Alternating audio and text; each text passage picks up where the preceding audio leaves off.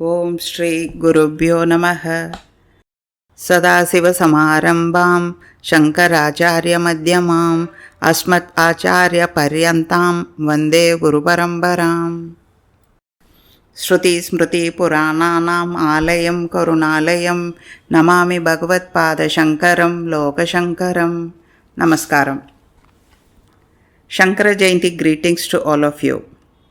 On this very auspicious occasion, as our Aradhanai to Adi Acharyal, as he is called with great reverence and admiration, let us try and understand the essence of Advaitha Vedanta and thereby also clear certain misconceptions, certain wrong notions which are floating around. So our heading for the day is Essence of Advaitha Vedanta, Finding Reality in Duality. As this talk is for people who are new to Advaita Siddhantam and are wanting to know about it, we will have to explain the terminologies which we are using and also give some background knowledge about this. Otherwise, it will be impossible to understand. Let us start with terms we have used in the heading. We have used Advaita, Vedanta, reality, duality. We have also used a term called Siddhanta. Siddhantam, the actual meaning of the word is settled opinion or doctrine. So it means the philosophy of a sampradayam. Next we'll take up Vedantham. We'll come to Advaitam little later. Veda, also known as Shruti, has two parts, the Karma Kandam and the Jnana Kandam. The Jnana Kandam is also known as Vedantham or Upanishad. There are 4 Purusharthams goals in human life: Dharma, Artha, Kama. Dharma is the righteous way of living, Artha is wealth, and Kama. In Sanskritam, righteous desires are called Kamam only. For the Tamil listeners, Kamam does not mean lust as in Tamil language. That you have to clearly understand. These are dealt with in the Karma Kandam. And all these things are for the worldly life, the samsaram. The Parama Purushartha, moksham. Parama means supreme. So the supreme goal is moksham. And this is talked in the Vedantam. To understand moksham, you need to know about the Jagat, the Jivan and the Brahman. And their relationship is the subject matter of Vedantam. Vedantam actually splits as Veda plus Antam. Veda means knowledge and Antam is end. This study will give you the Atma Jnanam and the Brahma Vidya. So after knowing this, there is no higher knowledge to be acquired. Let us now understand some basic things about the Jagat, Jiva and the Brahman. Jagat is the tangible material world. It is Jadam, that is, it is insentient. Why it is even there? It is the place for the jivas to experience their karma palan. That is, if you have punya, then you have pleasurable experiences which are called sukham. The result of papam is dukkam, sorrowful experiences. Jiva, in common terms, it is any living being. In Vedantam, the jiva means embodied souls. That is, you are the Atma, the soul, and you have a body. So they are all the jivas are called embodied souls. All living beings are sentient beings. Now we'll come to Brahman. It is Brahman or Brahmam, not Brahma, the Srishtikarta, one of the gods in the Trinity, Brahma, Vishnu, Shiva. In fact, Brahma is also a Jivatma, the highest Jivatma, and all Sampradayas agree upon this. Basically, the difference between Advaita, Vishishtadvaita and Dvaita Sampradaya is only about 3 to 4%. That is regarding moksha. Because there is difference in the understanding of a Jiva Brahma Sambandham. Brahman is mostly used in Advaita text, and when you speak of Advaita Siddhanta, Dvaitis use Paramatma, Bhagavan when they talk about the God. Why is this difference? Upanishad says, Satyam Jnanam Anantam Brahmam. This Brahman is Nirgunam, Nirakaram, Karya Rahitam. That is, Nirgunam is without attributes, Nirakaram, formless, Karya Rahitam, beyond activity. It is not inactive, it is beyond activity. It is just a Sat Chit Ananda Swarupam. Sat is pure existent, Chit is pure consciousness, Ananda Swarupam. This Anandam, for want of better word in English, we use words like bliss, joy and happiness to describe Anandam. But what you mean by Anandam is, there is no place for even a tinge of dukkham. There is no chance for any discontentment to arise. That means it is a settled Purna Parama Shanti state.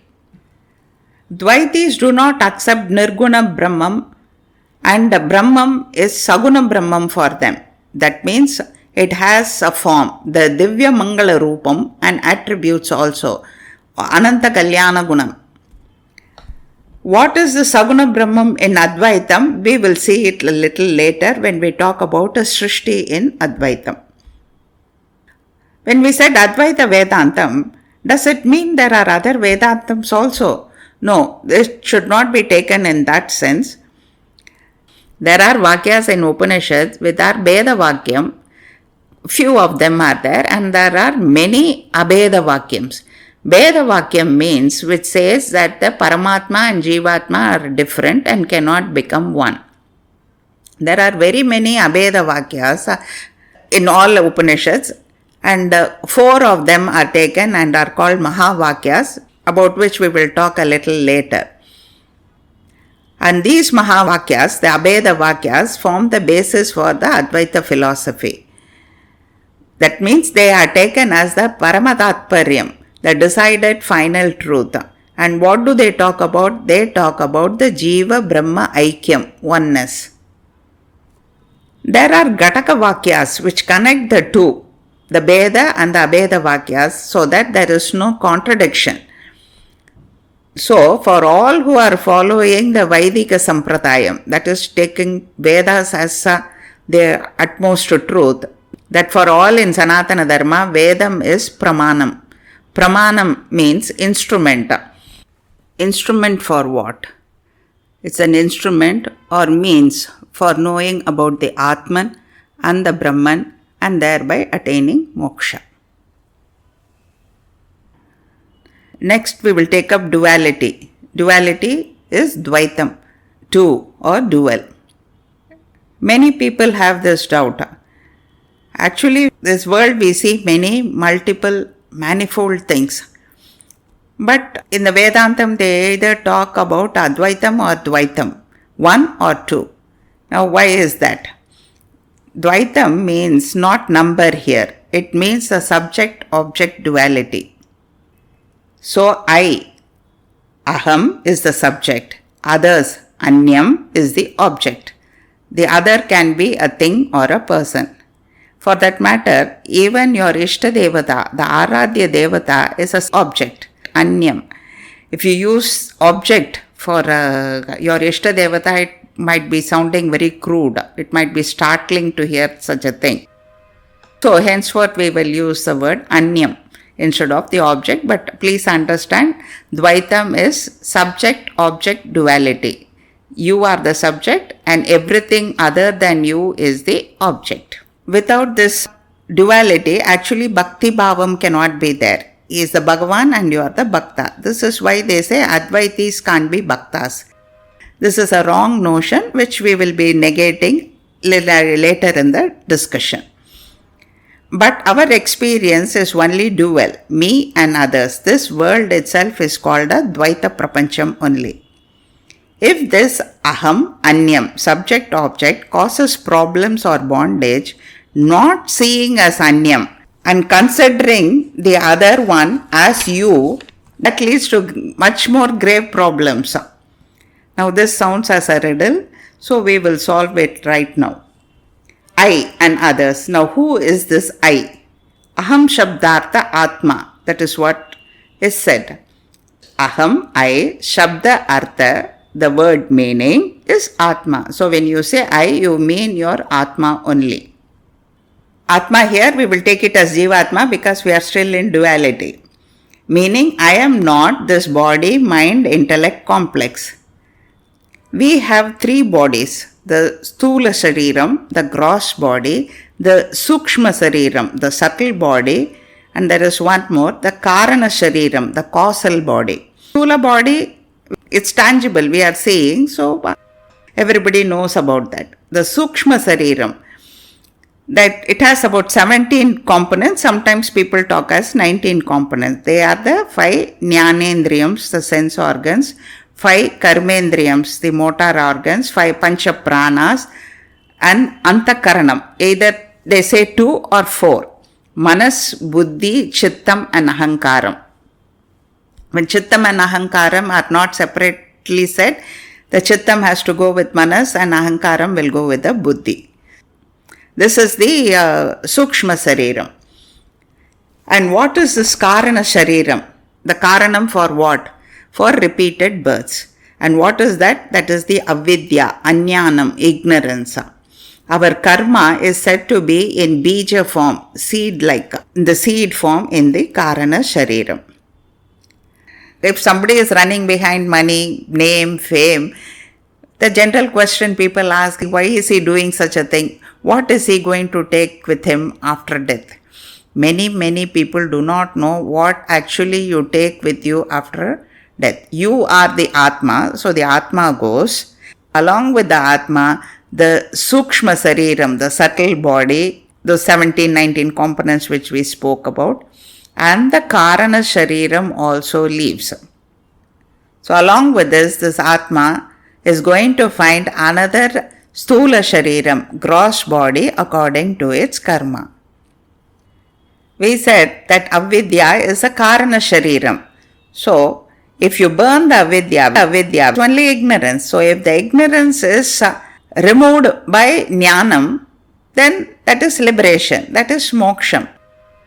We will take this statement as just a trailer or a teaser as they say, and the main Advaitha moksham we will discuss a little later. Now coming back, so I am the Atma, the subject, and my body is the object. But what do? We take the body's attributes. I am fat, I am short. You say I am fat. It's not my body is fat, my body is short. You say I. You take the attribute of the body on yourself. I am fat, I am short. The disabilities of the body, I am deaf, I am blind. Of the mind, I am sad, I am dejected, I am angry. Of the intellect, I am foolish, I am a dimwit, I am useless. This is called Deha Atma Buddhi or Dehatma Abhimanam. You are identifying with the body, mind, intellect complex. This is the ego, Ahankaram, basically. And then, of course, you wrap up yourself with endless other identities. Like, I belong to this nation, I belong to this religion, I belong to this caste, I belong to this, I do this, this is my profession, this is my wealth, my family, lineage, the list goes on. Then, with that Ahankaram, Mamakaram also comes. I is me, with me comes mine, Mamakaram. My family, my friends, my profession, and the list is endless. It will go up to my Aadhaar card, my PAN card, to that level it goes. This was the mistake committed by Arjuna also. Because of the Dehatma Abhimanam, he refused to fight the war. Dehatma Abhimanam is seeing yourself as the body. If you are going to see yourself as the body, mind complex, you are going to see all the living beings as the body only. If you have elevated yourself to the level of seeing that you are the Atma, then you will see all the living beings as Atma.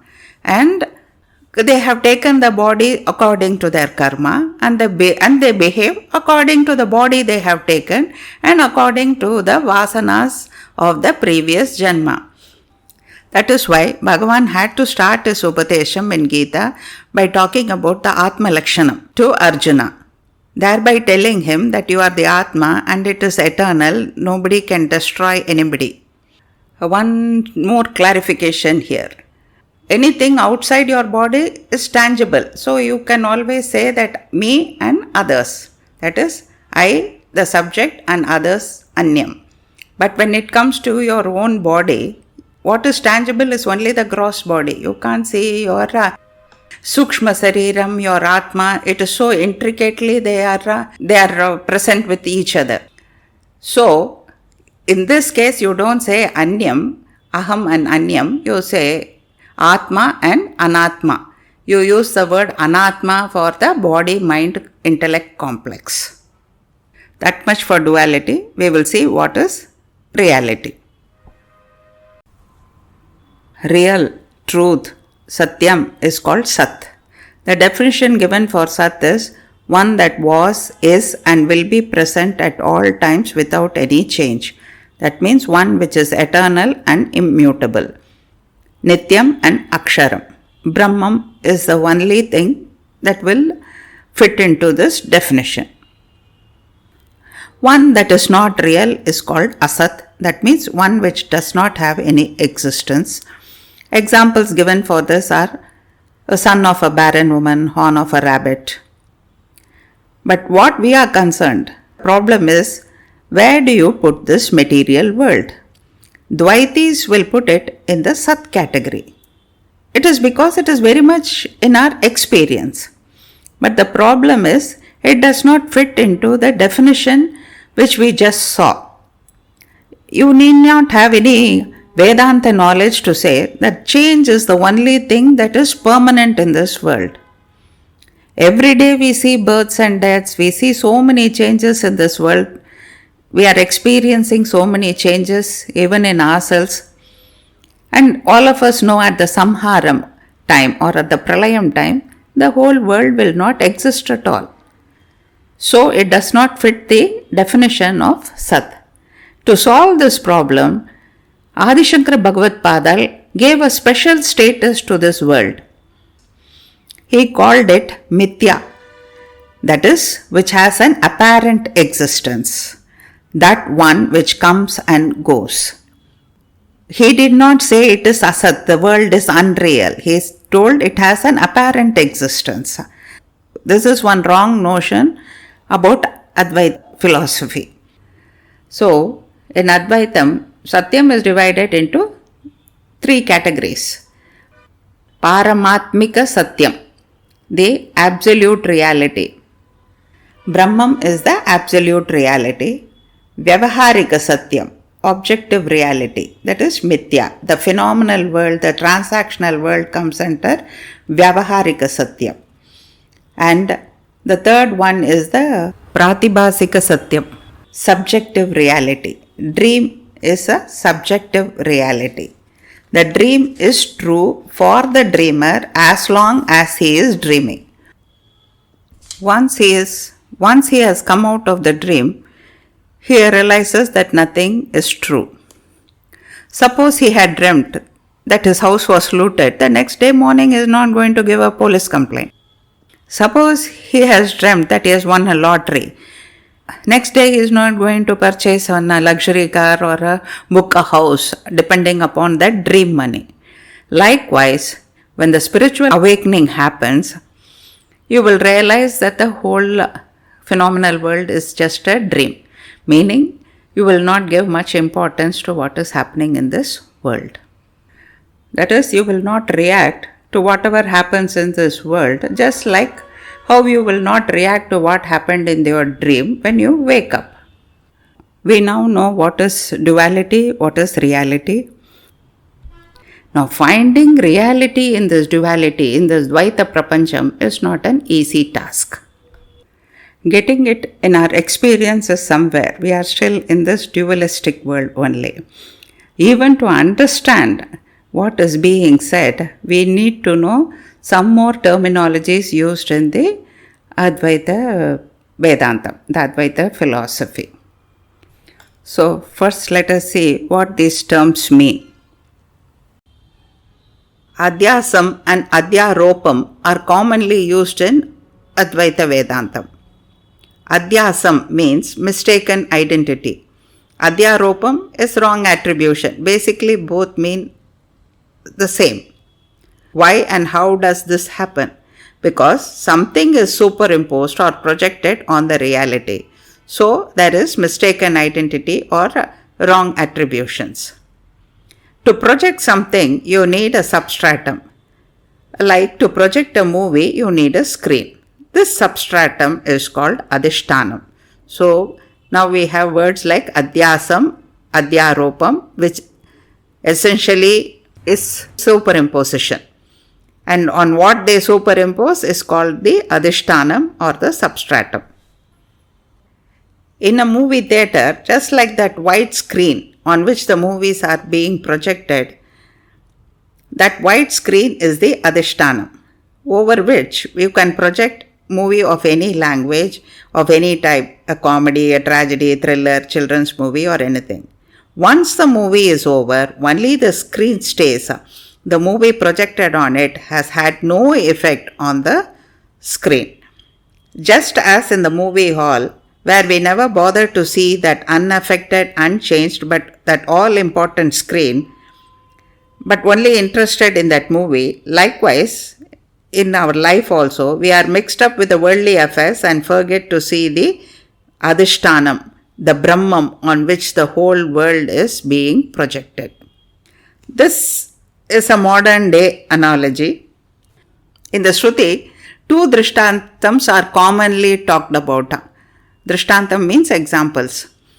One is the Rijusarpa Adhyasam and the other is Shuktika Rajat Adhyasam. Rijusarpa Adhyasam. What is it? Riju is rope, Sarpa is snake. So, a snake is being superimposed on a rope. It's a very dim lit place. There is a rope, innocent rope which is coiled up or even elongated, either ways. In the dim light, I happen to stab it. And if it was wet, definitely now I am thinking that it is a snake. And I also get a feeling that it has bitten me. And so what happens? My heart rate goes up, my mouth dries up, I feel giddy. But at that time, somebody comes and switches on the light. In the light, I see it is only an innocent rope. My suffering was real as long as I was thinking it is a snake. That is, my suffering was there for a non-existent thing. But when the light came, that is, when the jnanam of a rope came, the ajnanam that it was a snake disappeared. Once the ajnanam disappeared, the suffering, the dukkham stopped and the relief, sukham came.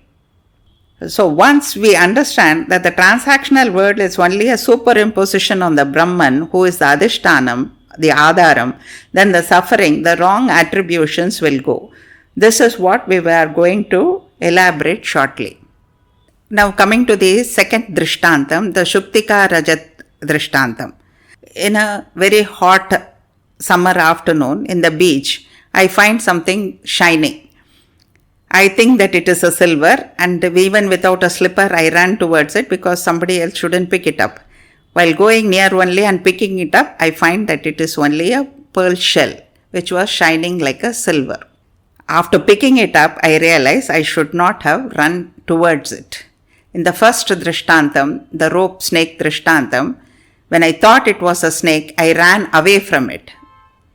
In life, we do only two things. We either run towards things or we run away from the things.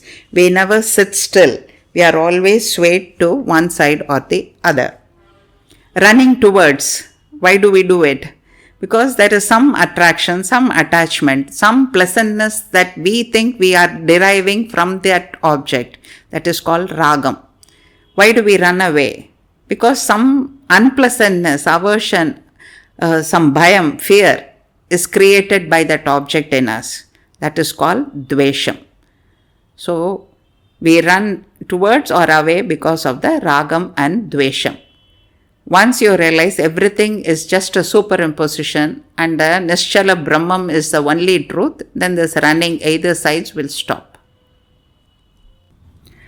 Finally, we have come to the central point of our discussion, the crux of the topic today. That is Advaitam. For this, we had to travel through Vedantham, duality, reality to understand Advaitam properly. We know now what is Dvaitam. It is two, dual. So, Advaitam is Advaitam, means it's not two. In English, the definition is given as one without a second. But in Sanskrit, it's Advaitam. It is not Ekam, one or same. It is called not two. Why? Because we live in a Dvaita Prapancham.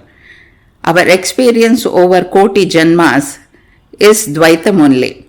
Now, Guru Mukena, through a Guru, we have to learn the Shruti Vakyams, the Mahavakyams, and then do Vicharam and come to realize that it is not two, not dual, not Dvaitam, but Advaitam. One without a second. Now, what is that one without a second? It's the Brahman and nothing else other than the Brahman. Including me is only Brahman. It is beautifully put in a single line by Adi Shankara Bhagavad Padal. Brahma Satyam Jagat Mithya Jivo Brahmaiva Napara. Through our previous discussions, we know that the definition for Sat. So we know Brahman is Satyam. We also talked about how Bhagavad Padal had given a special status to the world, named it Mithya. So Jagat is Mithya, that also we know. What we do not know is still not in our understanding is Jivo Brahmaiva Napara. Jiva, Brahma, Aiva. Jivan is nothing but the Brahman, Napara, not another, is the meaning of this phrase. This part is still not answered. Now, how is that one single Brahman projecting itself as the Lord of the universe, the Ishvara, the embodied souls, the Jivatmas, and material world, the Jagat? And what or who is projecting him like that? That is Maya. Here afterwards we are going to talk about something which is not in our experience. So you have to listen a little carefully. Maya. Maya is also called Moola Prakriti or Avidya. Generally at the cosmic level she is called Maya. And Avidya is the name used when we talk about the individual. At the Jiva level it is Avidya. At the cosmic level it is Maya. Adi Shankara Bhagavad Padal calls her Maha Adbhuta Anirvachaniya Rupa. That is, she is extremely wonderful and can't be described in words. Anirvachaniyam is can't be described in words. But the irony is that only through Acharyal's words we are going to understand something about Maya. So what does Acharyal say in his Viveka Chudamani is what we are going to see now. Avyaktanamini Parameshwara Shaktihi Anadya Vidya Trigunatmika Para Karyanumeya Sudhiyaiva Maya Yaya Jagat Sarvamidam Prasuyate. Avyaktanamini. We said Maya is also known as Moola Prakriti. That is what Acharya is saying here. Avyakta means primordial, undifferentiated. So Maya, before Srishti, that is after at the Layam time, she is undifferentiated. We are going to see later that she has got 3 gunas. Here all the 3 gunas are in balance. So Srishti cannot happen. Only when the equilibrium is disturbed. And how it is disturbed? That is disturbed by the Brahman's Shankalpa Shakti. I have to create. If that vibration is there, the equilibrium is disturbed. So, at the primordial level, Avyakta Namini. Parameshwara Shaktihi. So, he is using the word Parameshwara. As default, we people use, I will call Shiva as Parameshwara, but here Acharyal, when he says Parameshwara, he means the Nirguna Parabrahmam only. Anadya Vidya, that is Anadi Avidya.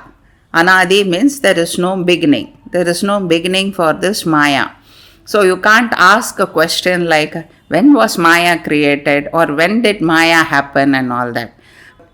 When is a question based on time. Time and space are all creations of Maya. Maya Sambhuta. You can't ask a child, when did you deliver your mother? It's as absurd as that. Here he is saying she has no beginning. Later he is going to say she has an end. At the individual level. You cannot stop Maya at the cosmic level. But individually you can destroy your avidya and attain moksha. That will come little later in the third stanza. Trikunatmika. This we said little earlier also. She has 3 gunas. Sattva, which is for knowledge. Rajo, which is for actions and emotions. And the Tamo, which is ignorance. This at the cosmic level, at the Moola Prakriti level, these gunas are not like attributions, qualities as in the Jiva level. They are all dravyams. They are vastu, matter at that cosmic level. That you have to understand. Trigunatmika para. Para means supreme. Acharya is calling her supreme because her Shakti is equal to Brahman Shakti. Using Maya only Brahman can create.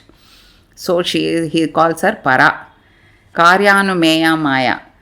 She cannot be seen, but she can be only inferred through the effects that she produces. And that too by whom? Sudhiyaiva, one with a clear intellect. That's what Acharya is saying. We can understand it like she is energy, Shakti, like electricity. You can't see electricity. If you want to feel it, you can touch it, but won't be there to tell what you felt. You can only infer that electricity was passing through by the working of the gadgets. Likewise, Maya can be only inferred through the effect she is producing. That is what is Karyanumeya. Yaya Jagat Sarva Midam Prasuyate. So this Maya, this Jagat Sarva Idam, all the whole universe is created is brought forth by her. Prasuyate, prasavam means to deliver. So she is one who delivers the whole universe or brings forth the whole universe. In the next slokam he continues, we can't say whether she is existent or she is non-existent because at the time of before Srishti there is no Maya. Then during Sthiti time only there is Maya. So existent, non-existent. And when you become a realized soul, Maya doesn't exist. So whether she is existing, non-existing, you can't say. Now the effect she produces, whether she is part of the effect she is producing or not, whether she is whole or she is divisible, we do not know. So finally he concludes that verse by saying Maha Adbhuta Anirvachaniya Rupa. The next verse he starts as Shuddha Advaya Brahma Vibodha Nashaya. That is, when the Shuddha Advaya, the pure and non-dual Brahman is realized Bodhaya, Nashaya, avidya is lost. Just like how the snake disappears when the rope is realized. That analogy Acharya is bringing here in this verse also. We discussed about this Rijusarpa Adhyasam a little while before. This Maya has 2 Shaktis which are responsible for the samsara. The Maya's 2 Shaktis are the Avarna Shakti and Vikshepa Shakti. Avarna means veiling. So Avarna Shakti is the veiling power. It hides something. And Vikshepam actually has 2-3 meanings. It is called the projecting power. In some contexts, that projecting power meaning is used. It also means tossing, impelling force, driving force. In some places, this meaning of Vikshepam is used. At the cosmic level, this Maya, what does she do? By her Avarna Shakti, she is hiding the Brahman. And what is she projecting by the Vikshepa Shakti? The world. We are not seeing the Brahman in the world. That is the Avarna Shakti of Maya at the cosmic level. We said Maya at the individual level is avidya, ignorance. Now what she also has, it's Maya, so it has the same Avarna and Vikshepa Shakti. Because of the Avarna Shakti, Jiva Bhava comes. because of the Jiva Bhava, he feels that he is a limited independent entity, because what is being projected is the body-mind complex. So now the Vikshepa Shakti is telling him that he is a body-mind complex. The projection has happened, a driving force, it's also a driving force, we said. So that impelling force acts at the intellect level as a thought. Now he thinks that he is Apurnam. Well, in fact, he is Purna. He is Satchit Ananda Purna Swarupam. Now, because of the Avarna Shakti, he is thinking he is Apurna. There is a limitation. And this limitation is now making him unhappy. He is Shuki, actually, but he is thinking he is Dukhi. He is unhappy. He is sad. And what happens? So we said that is the intellect level. At the mind level, this Vikshepa Shakti, what compulsion does it do? It creates the reason for all the emotions. The emotions, now there is another definition, meaning for Vikshepam is tossing. At the mind level, this Vikshepam is acting as a tossing force. Sometimes you want this, sometimes you don't want that. You actually start off from your house to buy something. On the way you think, no, that's not necessary. So this tossing, this side and that side, happens in the mind because of the Vikshepa Shakti of Maya. There is always restlessness in the mind. These emotions, they classify them as two: Pravritti emotions and Nivritti emotions. Pravritti is you go towards it. That is, desire is a Pravritti. I want something, so I go out to achieve it, to obtain it.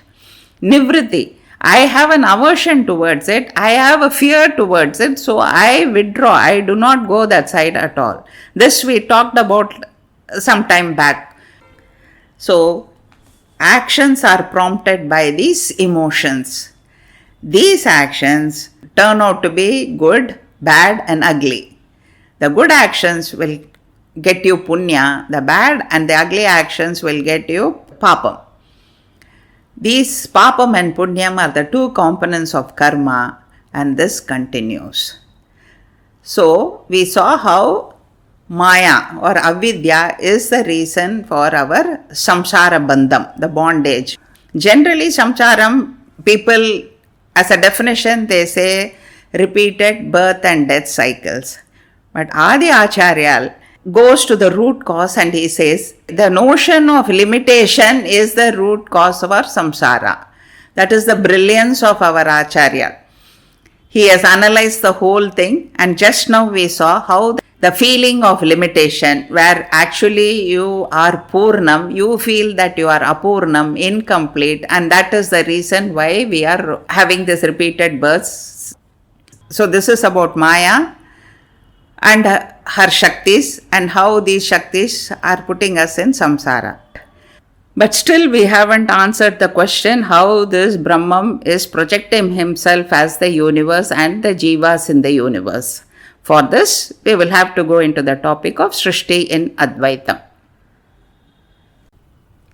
Now we have understood what Maya is. We will see how Brahman, using his Maya Shakti, is projecting himself as the Jagat, the Jivan, and as Ishwaran.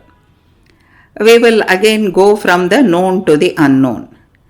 We will take certain drishtants from our experience. Is it like the milk becoming curd? The milk transforms into curd. Once a curd is formed, there is no milk. So this drishtantam is not right, because Brahman stays as Brahman. There is no transformation. He only appears as the Jivan, Jagat and Ishwaran. So is it like a gold bar becoming different ornaments? From gold bar you can make chain, bangle, necklace. Only the Nama, Rupa, Karyam changes. The gold is the same in all these ornaments. So far this analogy is okay. And once you melt it, you will get back the gold. So during Layam, only the Brahman is there. So up to this point, the analogy is okay. Drishtantam is okay. But gold will not transform itself into any ornament, a chain or a bangle. You need a goldsmith to do it.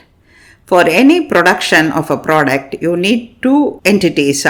One is the instrumental cause, the nimitta karanam, and another is the material cause, the upadana karanam. Gold is only the upadana karanam and the goldsmith becomes the nimitta karanam. Gold is not the goldsmith. So there are two different entities here now. But we said there is only one Brahman. So that Brahman has to be the nimitta karanam and also the upadana karanam. That is the instrumental cause and the material cause. And he should not transform also. So we will take another drishtantam. Is it like the white light? Some basic school science we will go to. The white light, when passed through a prism, splits into its constituent colors. Vibgyor you will get. And these colors are different from the white light, but nothing new is created. They are only the constituents of the white light. And you keep another prism in an inverted position, you will again get back that white light. This prism spectrum drishtantam is somewhat close to the reality by which the Brahman projects himself. All these three drishtantams we have spoken is only to facilitate our understanding. Straight away, if we go to how the Brahman projects himself through Maya, it will be very difficult to understand. So these drishtantams in a stepwise fashion helps us to understand the ultimate truth. Before going into the topic of Srishti in Advaitha, please refresh your memory about what we talked about milk, gold, and the white light dispersion through a prism, etc. Actually, Advaita Vedanta at a higher level of understanding does not accept the term Srishti. There is no creation, it's only manifestation. We said there is only one Brahman and that is appearing as many. So there is no creation as such, it is only manifestation. So Srishti as such is not accepted at the highest level of understanding. But Srishti is accepted for beginners and for Madhyama Adhikari, a mediocre student, to facilitate their understanding in a stepwise fashion. Shruti, the Vedas, also which talks about Advaya Brahman, the non-dual Brahman, also has Srishti Vakyas in the Taittiriya Upanishad and the Chandogya Upanishad. Shruti and all our acharyas, due to extreme compassion for us, accept many of these temporarily for us to cross over, and then we have to leave this. The negating or refuting of this is called apavadam, and this happens at a higher level of understanding. So first let us see what is the acceptance by Shruti and our acharyas, and then we will go to the apavadam refutation later. There are about 5 theories of Srishti in Advaita. We will just talk about 3. One is the Pradibimba Vadam. This says that there is only one single sun and its reflection is seen in any reflecting object. Even a single droplet of water reflects only the single sun. And then there is the Avachedana Vada, that is the Parakasham to Gadakasham. That is, Parakasham is the wide space. If you put a pot, have a pot, the space inside the pot is called Gadakasham. So you are limiting the Parakasham to Gadakasham. If the pot breaks, then that space which was temporarily restricted is now part of the Parakasham. These things are little difficult to understand, so we will take the Abhasavadam of Vidyaranyar. Now, for the Tamil listeners, I have to say that Abhasam is not what is meant in Tamil. Abhasam in Sanskrit is light, reflection, fallacious appearance, so forth.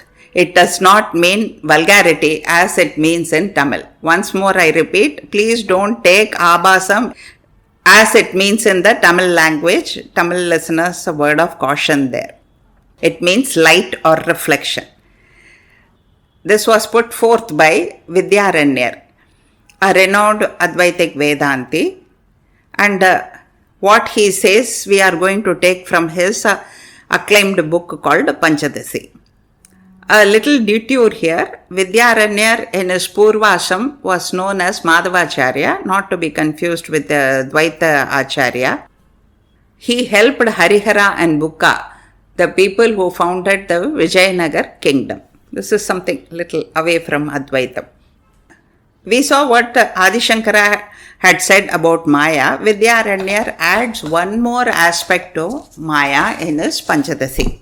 We also said that Maya is also known as Mula Prakriti. He uses the word Prakriti. He says Prakriti is Bimba Samanvita. That is, it has got reflecting power. Brahma Pratibimba Samanvita.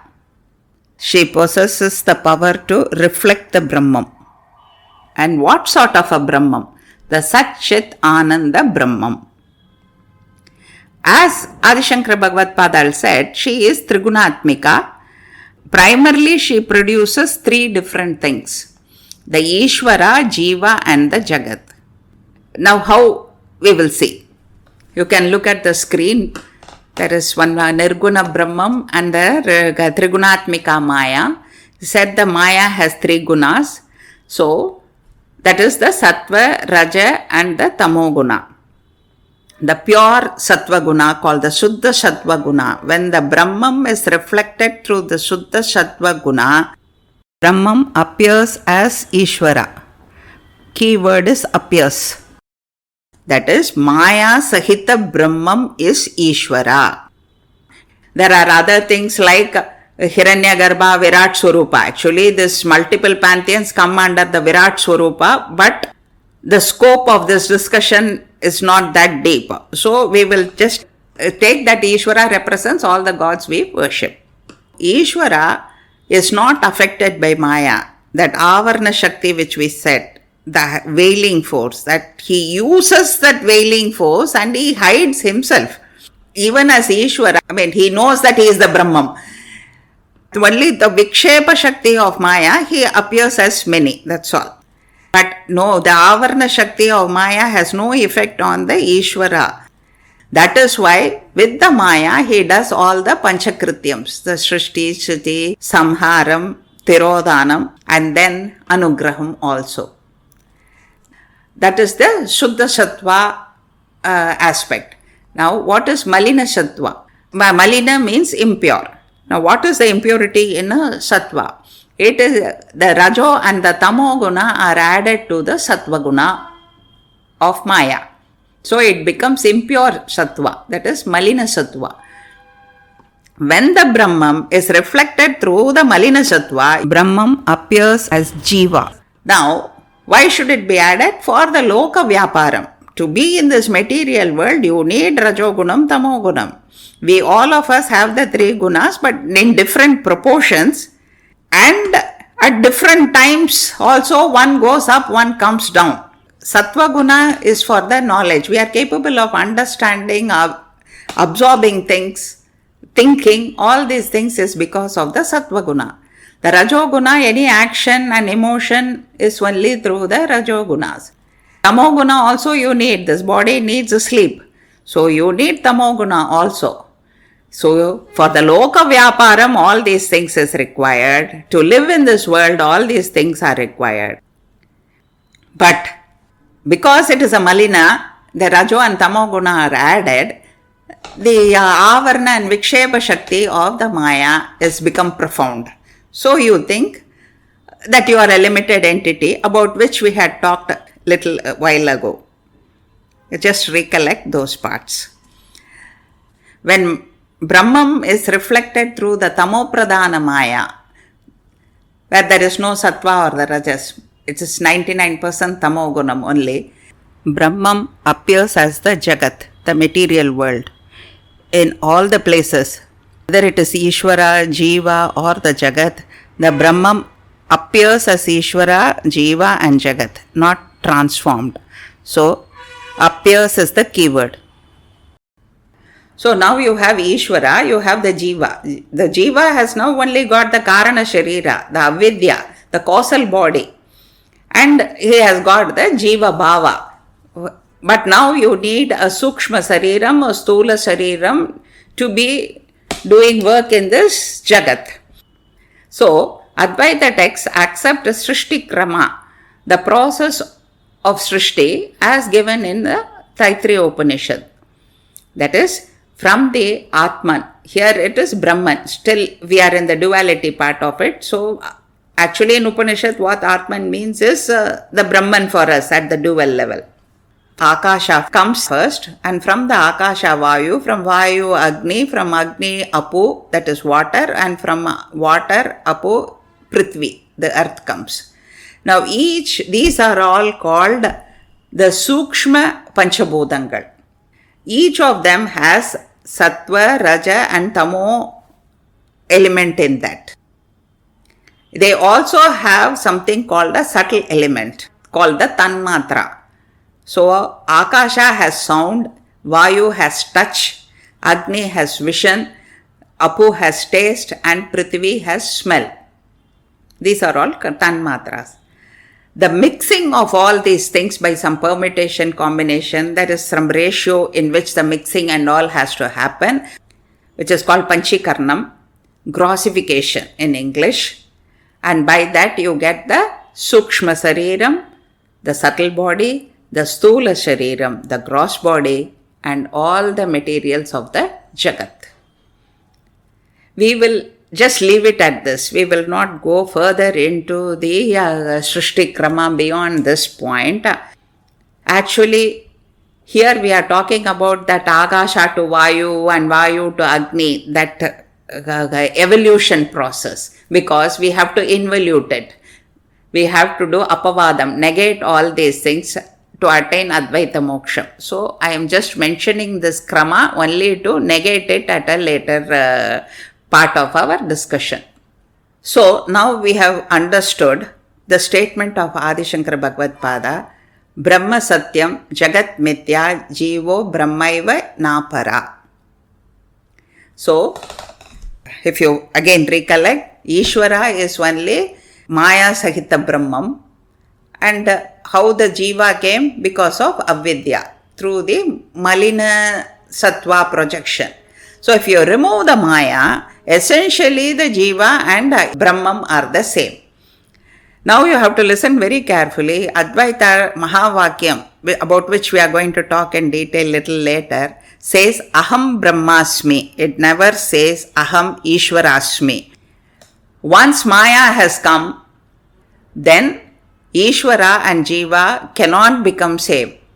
Ishvara has Maya under his control. He is not affected by its Avarna Shakti. He knows he is Ishvara, he knows he is Brahman.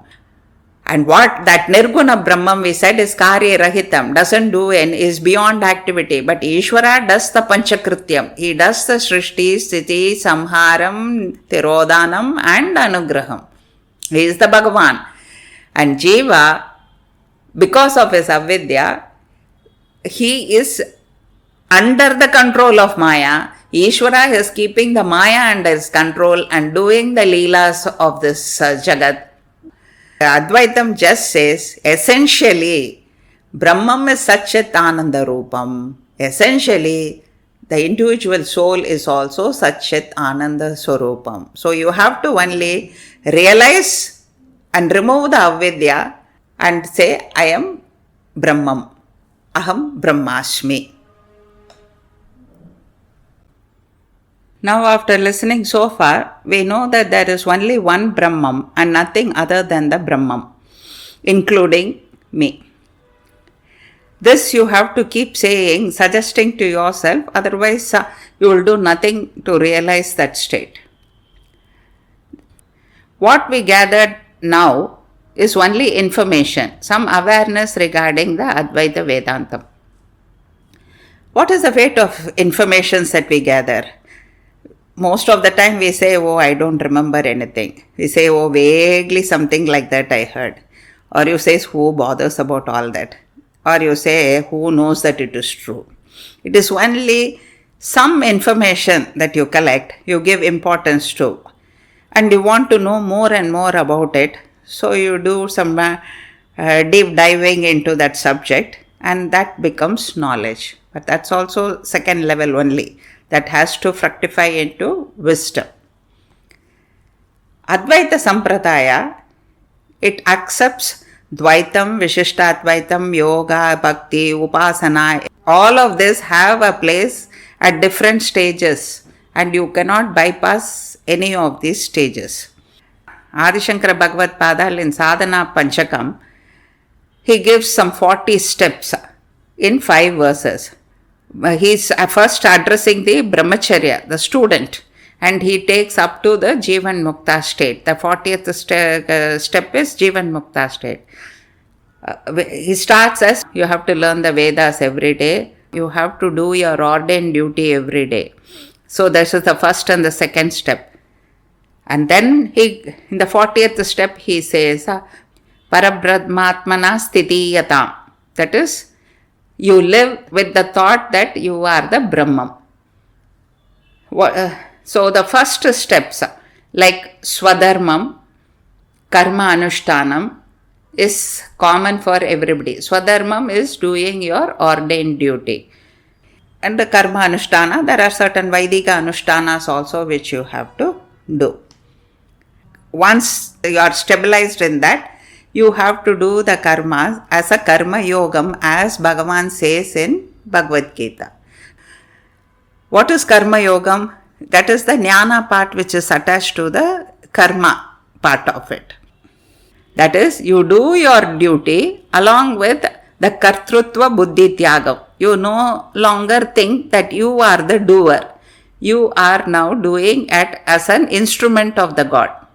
So whatever position you are, you don't feel you are limited or this is not acceptable by me. God has placed me in this position, so I am doing it. When you have now thinking that you are not the doer, naturally you will not want the fruits of what you have done. So that leads to the palatyagam. Of course, any effort, any action will have its result. It means here is you are now not chasing certain goals. I will do this and whatever comes out of it, I will accept. Now it is not goal based anymore. It is work based. And whatever the outcome of that work, you accept that. Now your personal likes and dislikes have gone. We said the personal likes and dislikes are raga dvesham, and those only push you into the actions, good, bad and ugly actions, and that leads to papa punya and then the karma, all these things we saw.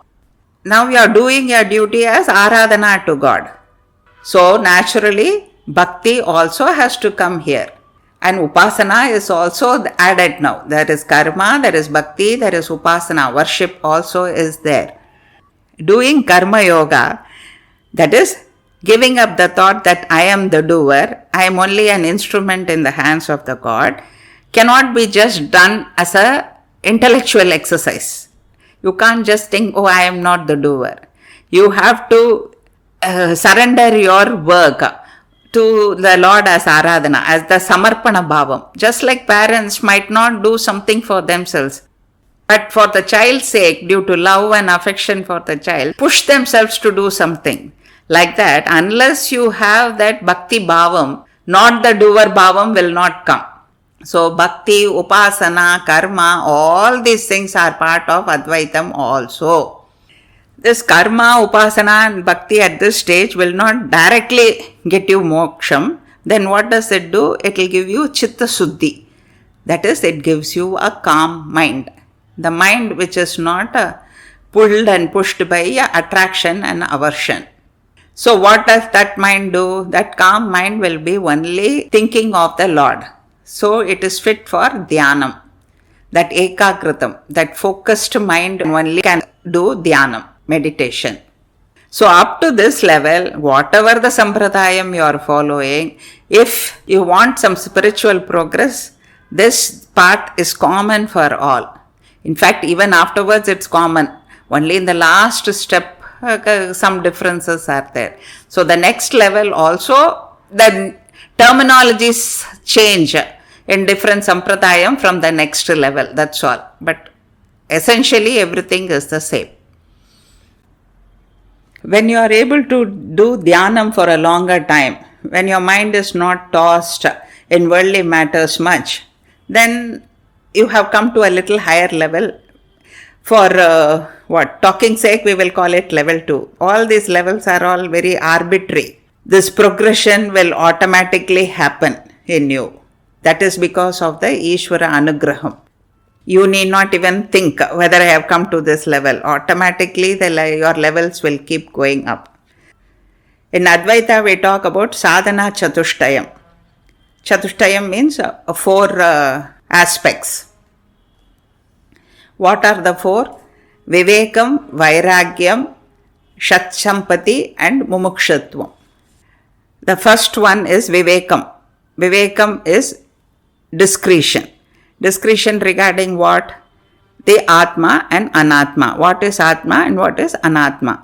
So now we know that we are the Atma and our body-mind complex is Anatma. The second one is Vairagyam. We said Ragam is attraction, attachment. Ragam is means not getting attached. Ragam is Vairagyam.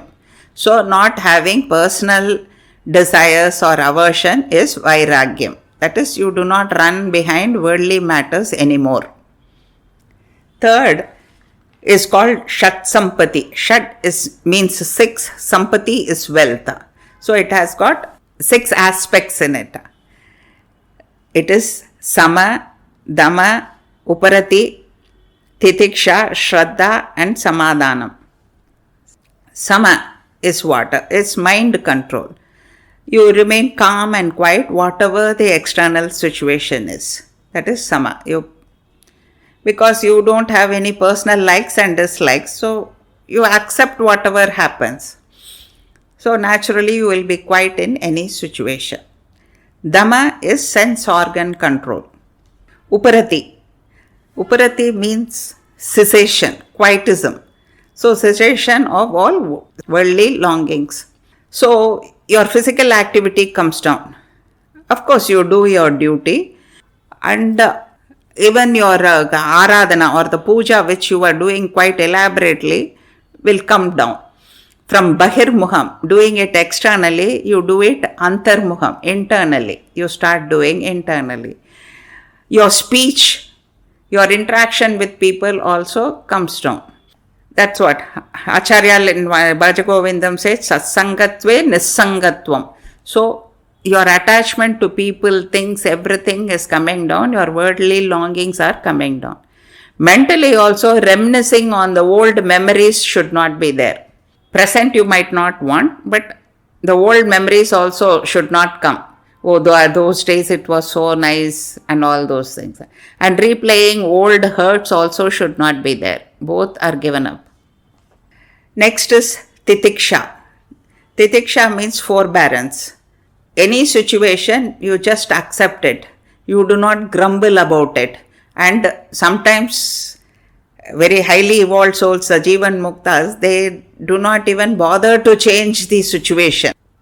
Sometimes certain situations within our control you can change, but what cannot be changed, we also say, no, what can't be cured has to be endured.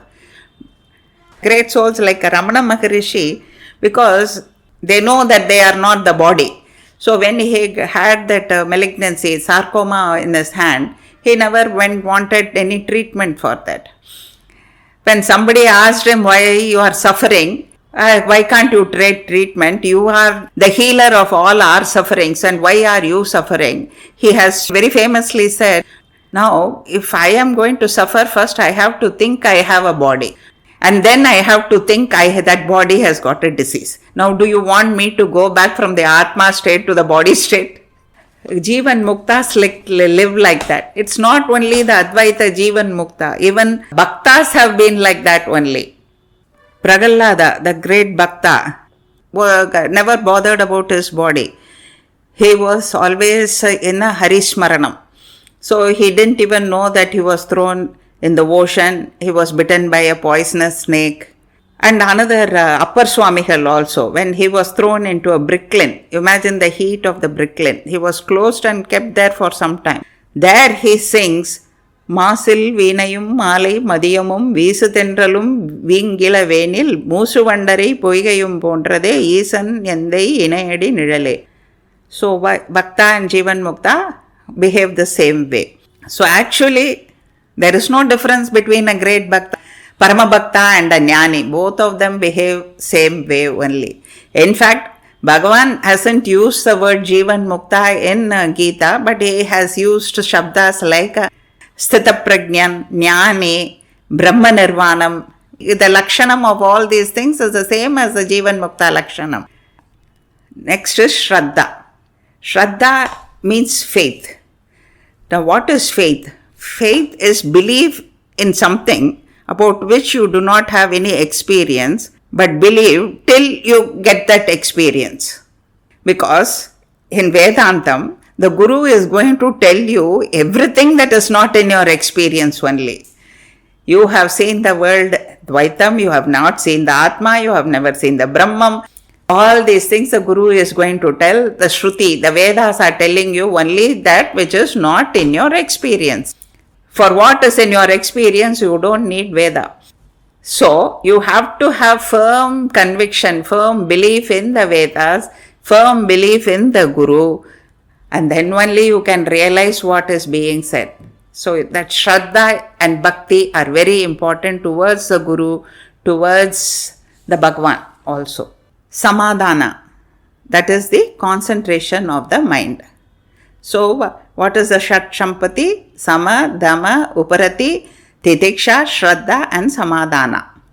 The fourth one, we said Viveka, Vairagya, Shat Sampati, and the last one is Mumukshutvam.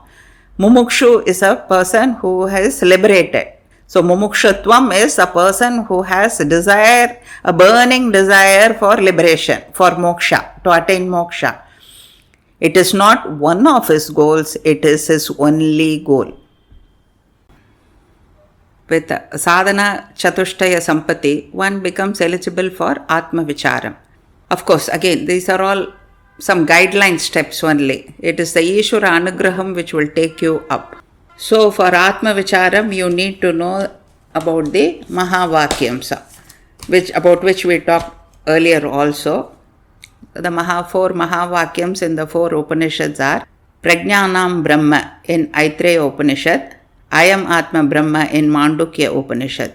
The most common Mahavakyams are Tattvam Asi, that is in Chandogya Upanishad, and Aham Brahmasmi in Brihadaranya Upanishad. We already said that these Mahavakyam are Paramatatparyam, that is, they are the final truths for Advaita Vedanta. And they talk about the Jiva Brahma Aikyam. Tattvam Asi is the Upadesha Vakyam. Tattvam Asi means Tat is that, Tvam is you, Asi are same. Thou art that. That is what they say in English. This is the Upadesham given by the Guru. So, next step is the Tatpada Vicharam and the Twampada Vicharam starts. Vicharam is what do you mean by Tvam, you. Otherwise, I. Who am I? This we have done enough. I am the Brahman, but with a Jiva Bhavam due to ignorance. What is Tat? Tat is a Sarvanama. It is a pronoun. It can be used to point out to anything. That table, that chair, that cow there, that lady with a green sari, that man with a blue shirt, that lion in that forest. Anything is that only. It's a pronoun which is used to point out to anything. Means anything that you point out as that is that Brahman. You can't call the Saguna Brahman, Narayana, Krishna and Rama as that. It is only the Nirguna Brahman you can call Tat. Because it has no form, it has no name, you have to call it Tat only. That. So this is the very basic of the Tatpada and Twampada Vicharam. And the next is the Aham Brahmasmi. That is the Anubhuti Vakyam. After getting the Upatesham as Tattvamasi, You have to meditate on that. I mean, you have to meditate as, you can't say you are Brahman, Tat you to the Guru. You have to say I am Brahman, Aham Brahmasmi, and meditate on Aham Brahmasmi for the realization to happen. So much for the Mahavakya. Then we come to the Advaita sadhana. Guru. This Guru is different from the earlier teachers you have had. You might have learnt Vedanta from many people. Many teachers would have been there. Many mentors would have been guiding you and all that. But at this stage, when you have come to this Atma Vichara state, you need a Guru. And this Guru Lakshanam is said as Shrotriyan and Brahmanishtan. Shrotriyan is a person who has mastered the Vedas through his Guru. He must have had a Guru, and through the Guru's Upadeshams, he should have mastered the Vedas. And he should be Brahmanishta. He should be abiding in the Brahman. He cannot be a worldly person. Anybody will teach you. Just now, as we are talking, nothing will happen by just talking and listening like this. That Siddhi, what they say, the moksham you cannot attain. You need to have a Guru who is already a realized soul. Only he can pull you up. And then what happens? Through you do the Shravanam, Mananam and Nididhyasanam. The Guru now gives you Upadesham of all the Vedanta topics, and especially the Mahavakya. Upadesham is given. Then only you will get Siddhi. Otherwise, it is just intellectual talk. That's all. Nothing more than that. No realization can happen. First is Shravanam. We said listening to the Mahavakyas especially. Then Mananam.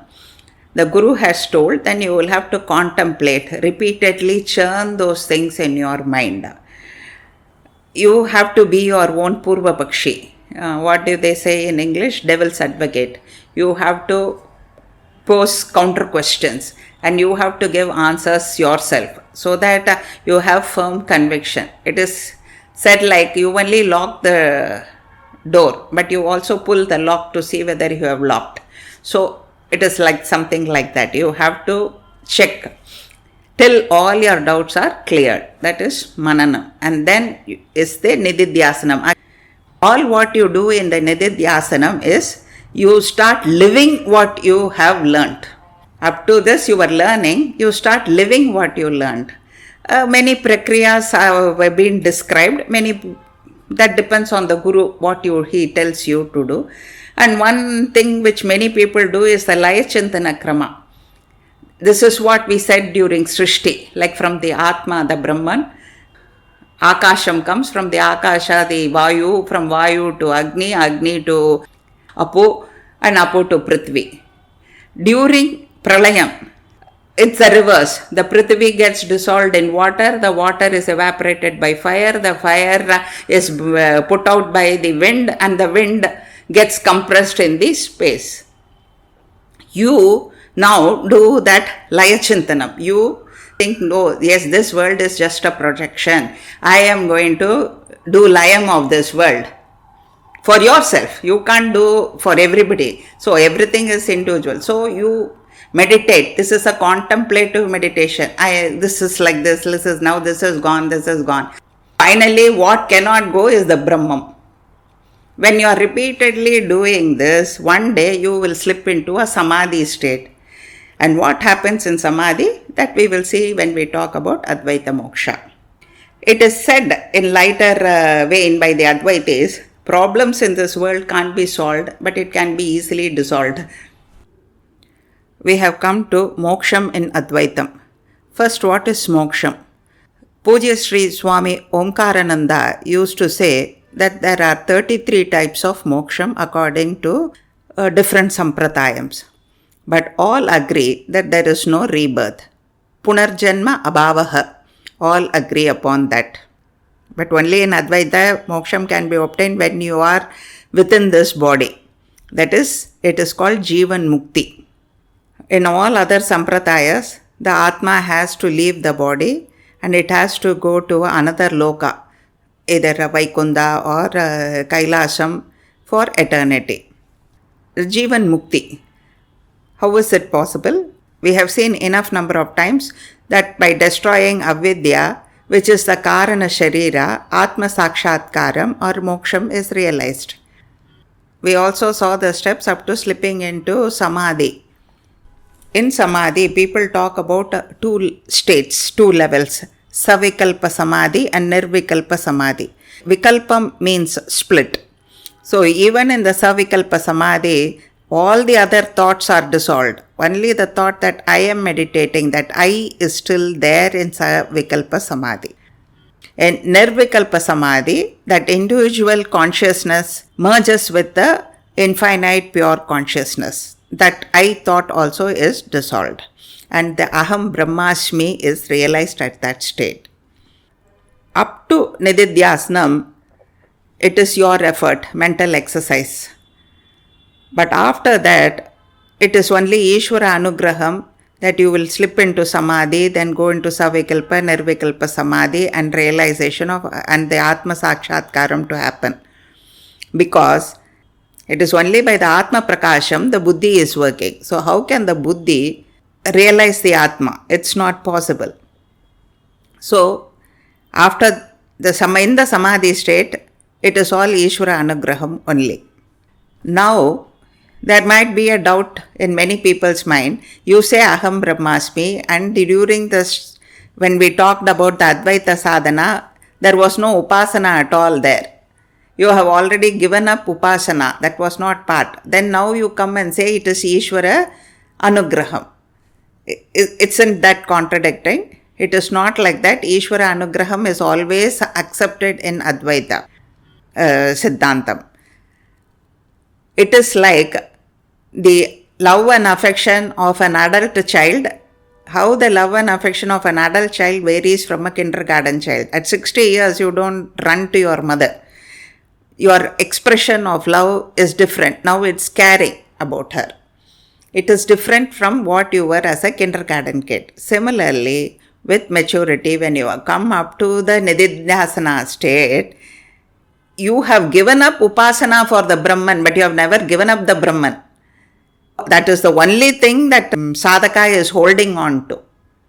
The rest of the worldly thoughts he has given up. He is holding on only to the Brahman. So who is a Jivan Mukta? A realized soul is a Jivan Mukta.